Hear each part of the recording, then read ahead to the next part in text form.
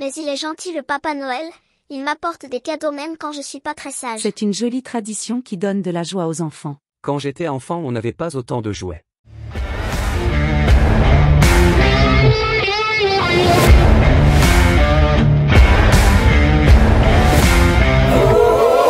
Les fêtes de Noël arrivent et je suis sûre que vous êtes en train de préparer le sapin, les guirlandes, les illuminations et que vous avez pensé à la liste des cadeaux pour vos proches et vos amis. J'espère que vous avez assez d'argent et une bonne santé pour passer cette parenthèse des fêtes de fin d'année dans la joie. Je voudrais avoir une pensée pour tous ceux qui ressentiront une plus grande solitude et précarité, alors que d'autres sont dans l'euphorie des retrouvailles familiales ou amicales. Oui, on peut être sans Dieu et penser aux autres. De nos jours en France, quand on dit le mot Noël à nos concitoyens, ils pensent à fête, gueule de bois, réveillon, alcool, retrouvailles, crise de foi, partage, dépenses inutiles, famille retrouvée, toutes ces expressions rassemblées dans l'ordre ou le désordre que vous voudrez, ou tous ces mots à la fois. Pour la majorité des Français, Noël c'est un peu comme le 1er janvier, avec le Père Noël en plus pour les enfants. Et aujourd'hui c'est lui que je voudrais mettre en accusation devant vous. Je ne vais pas faire la biographie de celui qui est dans le box des accusés. Tout le monde sait que le Père Noël est une création de Coca-Cola. Le personnage est fortement inspiré du Saint-Nicolas à qui il a volé, encore un délit à mettre dans le dossier judiciaire, le style vestimentaire, l'allure et même la barbe. Il lui a laissé sa crosse d'évêque, a changé la couleur de sa houppelande de vert en rouge, et s'est entouré de lutins pour l'aider dans sa tâche. Afin de mieux brouiller les pistes, il s'est créé sa propre légende, une maison en Laponie, et des rennes comme animal de compagnie. Ce que je viens de vous dire n'est pas tout à fait vrai. Ce n'est pas Coca-Cola qui a inventé le Père Noël, mais c'est la marque de soda qui a été le plus grand promoteur et diffuseur du personnage. Dans le monde entier, le vieux bonhomme barbu est devenu l'icône des fêtes de fin d'année. On a tous oublié le journaliste new-yorkais du nom de Thomas Nast qui est le vrai créateur de Santa Claus en 1863. Bon, ce n'est pas grave, car les fêtes de Noël ont elles-mêmes remplacé des rites païens qui avaient lieu à Rome pour la célébration du solstice d'hiver avec la personnification du soleil, les célèbres Saturnales joyeuses. L'instauration de Noël est un long remplacement de fêtes païennes. On fêtait le Sol Invictus, le soleil invaincu avant l'avènement de la chrétienté. Le 25 décembre est la date anniversaire de la naissance d'un dieu solaire, sorti d'un rocher ou d'une grotte sous l'aspect d'un nouveau-né. Tiens, je ne ferai aucun commentaire. Cette fête de la lumière tire elle-même sa genèse des mythologies, égyptienne avec Osiris, perse avec Mithra, grecque avec Apollon, et juive avec la fête de Hanouka. Voici donc les étranges origines qui apparentent Noël aux célébrations antiques du solstice d'hiver. Certains disent même que le mot Noël viendrait du grec néo-hélios, nouveau soleil. Ce qui est sûr, c'est que la fête durait une semaine, et qu'elle donnait lieu à des orgies de toutes sortes. Oui, avoir la gueule de bois n'est pas une invention du XXIe siècle.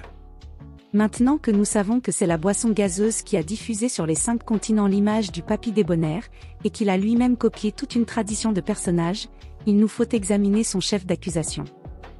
Je l'accuse de fomenter un assassinat. Ne vous fiez pas à son apparence. Il est en train d'assassiner un nouveau-né, à petit feu.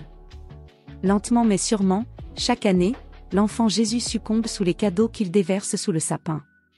Subrepticement, la dimension religieuse disparaît devant le consumérisme effréné.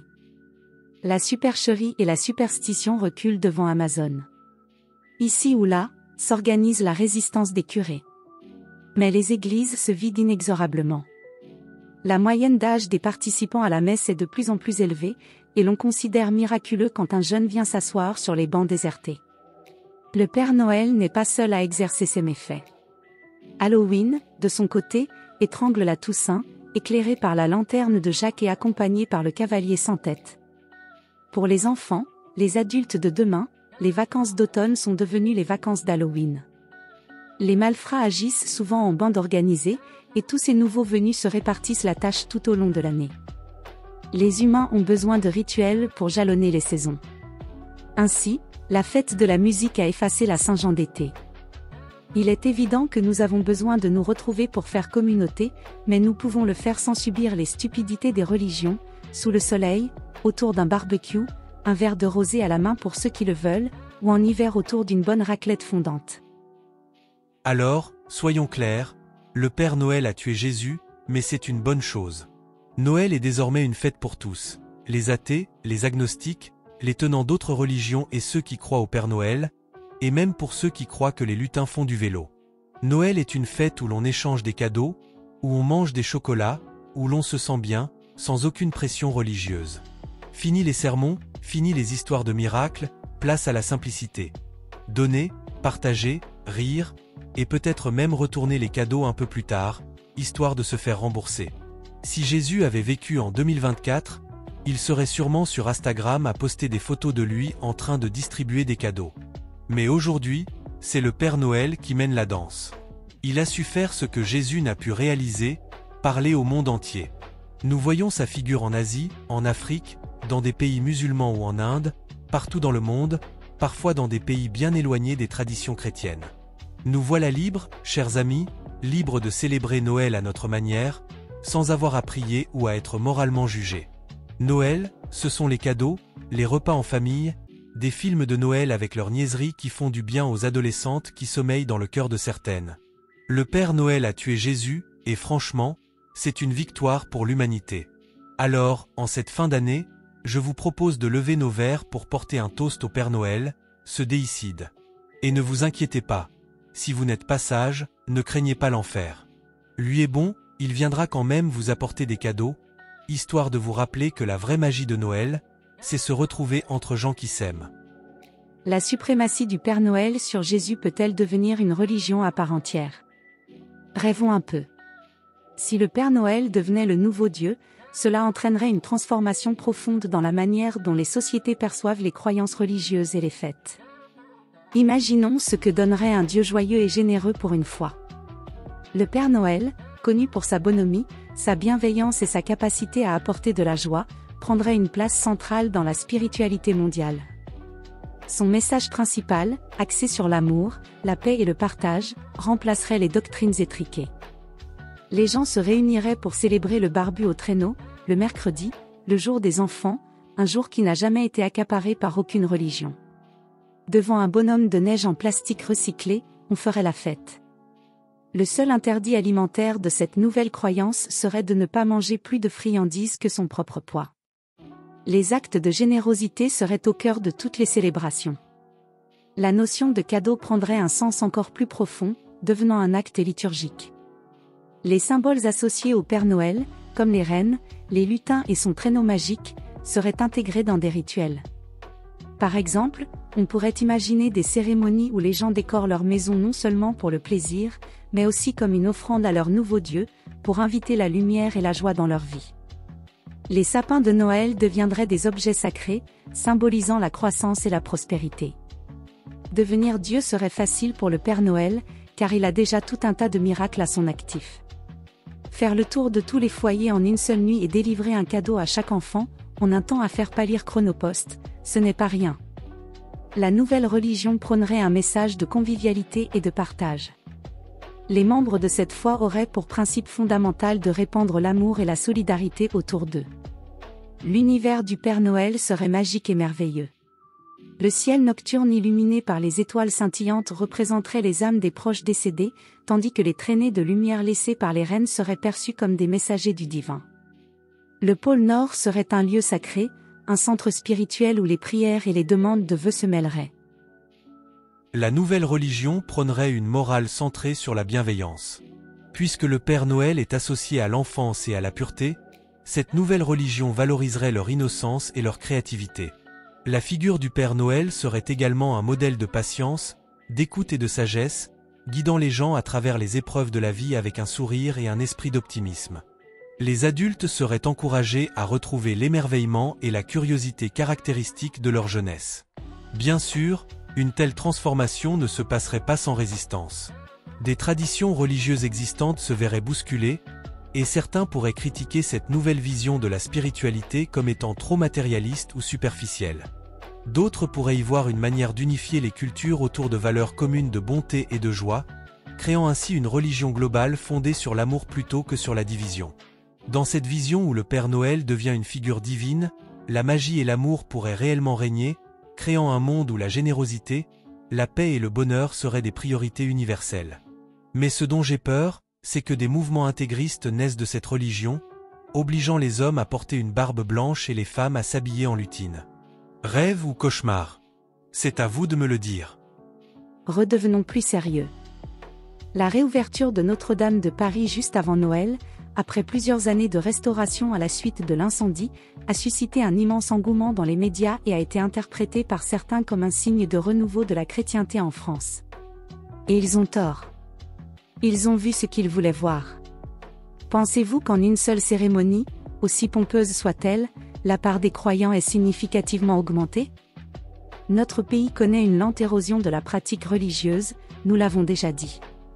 Selon plusieurs études et enquêtes sociologiques, un nombre croissant de Français se déclarent non-croyants ou pratiquent leur foi de manière très sporadique. Même parmi les catholiques, la messe dominicale, autrefois une tradition largement suivie, est en net déclin.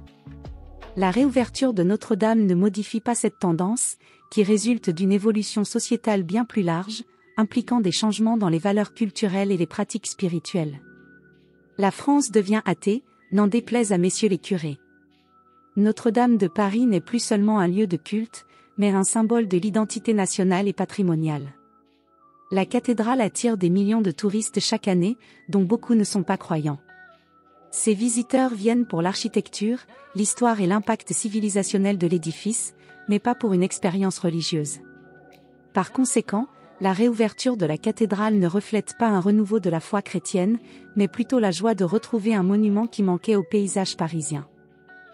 L'Église catholique en France est aujourd'hui confrontée à de nombreux défis, et pas seulement à celui du Père Noël. En plus du vieillissement de ses pratiquants et de la perte de crédibilité due à certaines affaires, comme les scandales d'abus sexuels de prêtres, couverts par leur hiérarchie, ainsi que de la pédophilie fréquente dans les sacristies, avec comme point d'orgue, normal pour l'Église, l'icône emblématique qu'était l'abbé Pierre relégué au statut de délinquant sexuel. La société contemporaine en France s'oriente de plus en plus vers la laïcité, et l'impact de la foi chrétienne sur les politiques et les comportements sociaux s'est largement réduit au fil des décennies. Ce qui n'est pas le cas de l'islam, mais pour aujourd'hui, laissons les musulmans tranquilles, je les étris bien assez dans d'autres vidéos. Lors de la réouverture de Notre-Dame, les Français se sont principalement intéressés à la restauration du patrimoine et à la beauté du monument, et les aspects religieux n'ont été exaltés que par les prosélytes. L'événement a surtout été perçu dans les journaux étrangers comme un moment de célébration civique plutôt que comme un véritable moment de renouvellement de la foi chrétienne. Nous avons assisté à une sorte de G20 informel. Le monde occidental a trouvé l'occasion de se réunir, mais dans les travées, certains bâillaient, comme le représentant de l'Argentine, pris sur le fait par des caméras indiscrètes. Les autorités religieuses veulent nous faire croire à un renouveau spirituel miraculeux, mais il est clair que la majorité des Français n'ont pas réagi ainsi à la réouverture. Ils ont admiré le travail des compagnons, des charpentiers et des maçons. Il faut que les ecclésiastiques regardent la vérité en face. La chrétienté, telle qu'elle était vécue dans le passé, est en déclin et n'est pas près de se réveiller, simplement parce qu'un bâtiment a été restauré. Oui, certains prélats ont vu un miracle et une œuvre de Dieu dans le fait que la cathédrale ne se soit pas effondrée lors de l'incendie. Le feu qui s'arrête au pied de la Vierge, miracle. Une raie de lumière qui éclaire la croix, miracle. L'autel trônant au milieu des décombres sous une voûte éventrée, miracle. Mais imaginez un instant que l'édifice se soit entièrement effondré. Je vous donne le discours qui nous aurait été servi par les mêmes prélats. Dieu nous envoie un signe, l'effondrement symbolise le déclin de notre pays par manque de piété, c'est un avertissement que Dieu nous donne devant l'effondrement de nos mœurs et de notre morale. Le mariage pour tous aurait été accusé, l'avortement stipendié. On aurait vu des processions expiatoires sillonner Paris, l'évêque SDF en tête, la mitre sur le crâne et la crosse en main. Cette semaine, je vous propose d'aller découvrir la chaîne d'Amir Laposta, si ce n'est pas déjà fait. J'aime beaucoup son ton pertinent et non arrogant. L'islam est sa spécialité, mais son travail peut être appliqué à d'autres religions. Courez le voir, vous ne serez pas déçus. Aujourd'hui, j'ai blasphémé et créé une nouvelle religion en moins d'un quart d'heure. Belle réussite. La prochaine vidéo s'intéressera au film « Marie », diffusé en ce moment sur la plateforme Netflix. N'allez pas le voir, sauf si vous aimez les contes et légendes. En attendant, n'oubliez pas que le blasphème est un droit qui meurt quand on ne l'utilise pas.